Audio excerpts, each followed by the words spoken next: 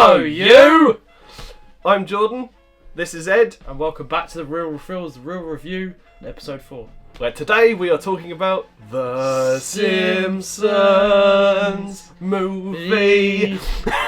What a movie it was. Yeah, exactly. So funny. I think it's one of the funniest movies I've seen, and I've never seen it. This guy's seen it before. Yeah, so. I've seen it a handful of times. You haven't seen it before though, so... No. Why don't you kick off this review, considering you've never done it? So, what I can say out the gate is this movie just knows how to land jokes. Like, I'm talking so many jokes. Like, it's never ending with the comedy in this movie. Mm-hmm. That's what I loved about this movie. And, of course, it's all the characters from the TV show in a movie, basically. Yeah. Essentially, it's chaotic fun for an hour and a half with the Simpsons in... a joyride it is, really. Yeah. Like, it sets out the gate straight away with the Itchy and Scratchy cartoon, and oh my god, it's hilarious. It's so funny. I mean, for a movie that is 17 years old, it's amazing. It is just so funny, and it's clearly written, like, amazing for the time. Comedy gold, as you call it. You know? I mean, considering that it was written by all of the writers from the golden era of Simpsons, so they had Simpsons in the bag. Not so much nowadays. Not so much nowadays, but back then they had it right in the bag. They knew what to do with it. This movie just comes in and delights you for an hour and a half, to a point where it makes you want to go and watch The Simpsons again. I think, yeah, my favourite, as soon as it starts, it just sets the tone straight away with the Itchy and Scratchy cartoon in space. That was so funny, and then he becomes the president. It was so funny. And then he puts loads of missiles. Yeah, and towards Scratchy. And towards Scratchy, and it's just funny. And then it turns out the Simpsons are actually watching that on this big screen, and then one of the funniest jokes of the entire movie. Yeah, where Homer just stands up and he goes, "Boring!"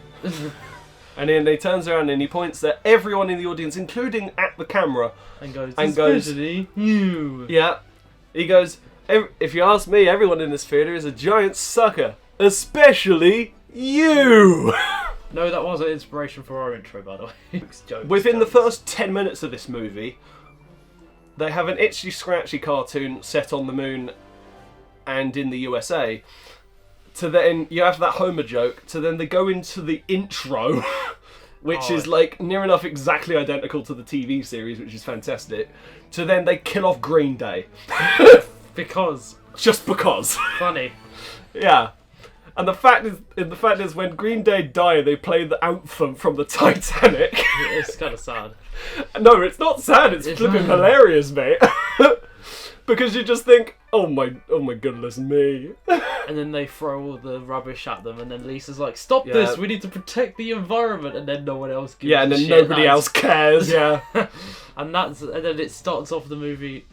It just starts off on a high, and it just carries on at that. Yeah. High, and then once you get to the end, you don't want it to end. No, it's so because good. They come back. I mean, the first half of this movie is basically set up. You know, like. There's the grandpa in church He's doing that weird, who does that weird whatever. senior moment, as Homer says. Yeah. Right, and then effectively he says what effectively is like the warning for the first half of the plot. Because Homer picks up that pig. Yeah, he picks up the pig because Krusty wanted to kill him. And then that scene was also funny as well. Yeah, trying to advertise a burger, and then he goes, "Actually, this burger tastes like shit," and chucks it in the bin. Kill the pig as well. Yeah, cut the tape and kill the pig. Homer brings back this pig to the house, and he goes, "Oh, say hello to the newest Simpson," and then like it says like the twisted tail, and then it like goes into like the magnets on the fridge, and it's just like also like, one of the most famous scenes straight out that movie happens 5 minutes later. The Spider Pig meme. Yeah, the Spider Pig meme, and Harry Plopper. Can't forget him too. To think though, this movie wouldn't have existed without the succession of the writers that did this. Yeah. To begin with, because the writing here is it's just top notch. Yeah, the story might be basic, but you just basically need it for a Simpsons movie. For an hour and a half movie, the plot for this film actually does structurally work. Because once everyone is trapped inside the dome, it feels like Springfield has gone into what people can only describe as COVID. the original pandemic. Yeah. The Simpsons predicted it all, as people Yeah, they keep predicted saying. it. They predicted it in 2007. That's how you know they're time travelers. Yeah. Second is You know what? The neighbour was he was less annoying in this one, and he actually had moments with Bart. You're like, he could have been the real dad. Yeah, Homer has Ned. failed as a dad. Yeah, Ned Ned. Flanders. Yeah. Yeah, I think personally, Ned in the TV show, he can be quite irritating sometimes. But in the movies, actually. But alright. I love the fact that the first time you see Ned in the film is in the church, and he goes, "The Lord has told me to confess to something," and then you just got Homer in the corner with his fingers crossed going, "Gay, gay, gay, gay, gay, gay, gay." And it's just hilarious. Yes. I think Ned Flanders is a standout character. Yeah, in that he movie. is. You know, considering he's voiced by the same bloke that does Mr. Burns and Smithers as well, is pretty iconic. I just really appreciate. And I this like the movie. fact that they gave a lot of time to each character. They didn't just go, "Oh no, it's a Simpsons movie. We're just going to focus it completely on the Simpsons. on the Simpsons family themselves." They actually gave time to all of the other characters inside of Springfield itself, which I thought was absolutely wonderful. Because then instead of just focusing on one part, they're focusing on all of it. Like the bit where, like, you go from after the Simpsons escape the dome, and then it cuts back into the dome. I actually quite like that because then instead of, like, they're putting an emphasis on the characters of the town rather than just, you know, saying, "Oh yeah, no, they've left Springfield. Yeah, fuck that shit now. That's gone." You can't forget Mo being Mo. Yep. You also can't forget Mo looking up at Ross Collier, who's voiced by the same bloke that voices Marlin in Finding Nemo. And once you notice that, you really can't look past it. He's a great character. I like Mo. He's Yeah, funny. but it's just the fact that Mo looks up at the guy and and like they go, "Yeah, we've concealed you all within this dome." The what? And then he just goes, "Look, I'm a man on the big TV. Just listen." Springfield has become, and then there's just someone in the bottom that just goes, "Yeah, Springfield," which would honestly be me in that kind of situation. Yeah. Yeah. And the whole plot with the sinkhole as well, just genius. Like the way that they set the entire plot up and put it into motion, so that, you know, like even bits earlier in the film that then pay off later, like when Homer learns to use the motorcycle around the big dome, that sets up the finale later. Yeah. Which I really like the consistency. And they don't just chuck in things just to be useless later on. They always have Yeah. an idea of what they're going to do later on in the plot, and it all serves a purpose in this movie. Yeah, rather than just being, you know, just, "Oh, here's an hour and a half of The Simpsons just doing shenanigans." They actually came up with a plot where you actually do care about every single one of them. And you're like, yeah, I don't really want to see the people inside of Springfield just die because they're going to chuck a bomb into it. You know, they actually care. Fault, but yeah, but the fact is, the plot of the movie literally wouldn't have happened if Homer without Homer's involvement entirely. typical Homer. Because Homer literally comes in and he is the cause of the plot.